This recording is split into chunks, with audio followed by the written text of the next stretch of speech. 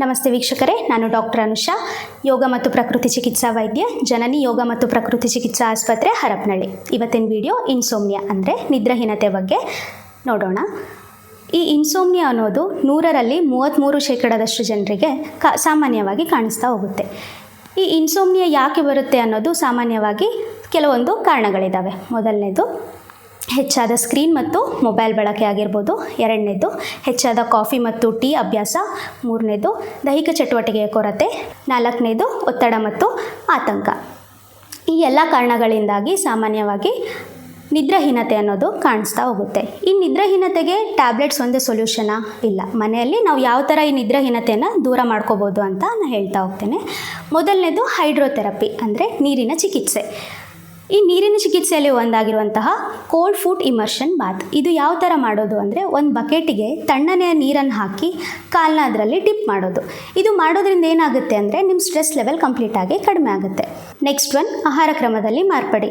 Coffee tea ಏನಾದರೂ ನೀವು ತೊಗೊತಾ ಇದ್ದರೆ ಅದನ್ನು ಕಂಪ್ಲೀಟಾಗಿ ಸ್ಟಾಪ್ ಮಾಡಬೇಕು. ಎರಡನೇದು, ರಾತ್ರಿ ಮಲಗುವ ಮುನ್ನ 1 ಗ್ಲಾಸ್ ಹಾಲಿಗೆ ಅರಿಶಿನವನ್ನು ಬೆರೆಸಿ ಕುಡಿತಾ ಹೋಗೋದು. ಈ ಹಾಲಲ್ಲಿ ಟ್ರಿಪ್ಟೋಫಿನ್ ಅನ್ನೋ ಅಮೈನೋ ಆಸಿಡ್ ಏನು ಮಾಡುತ್ತೆ ಅಂತಂದರೆ, ನಿಮಗೆ ನಿದ್ದೆಗೆ ಬೇಕಾಗಿರೋ ಹಾರ್ಮೋನ್ ಆಗಿರುವಂತಹ ಮೆಲಟೋನಿನ್ ಮತ್ತು ಸೆರೋಟೋನಿನ್ ಅನ್ನೋ ಹಾರ್ಮೋನ್ನ ಸೆಕ್ರೇಟ್ ಮಾಡೋಕ್ಕೆ ಹೆಲ್ಪ್ ಮಾಡುತ್ತೆ.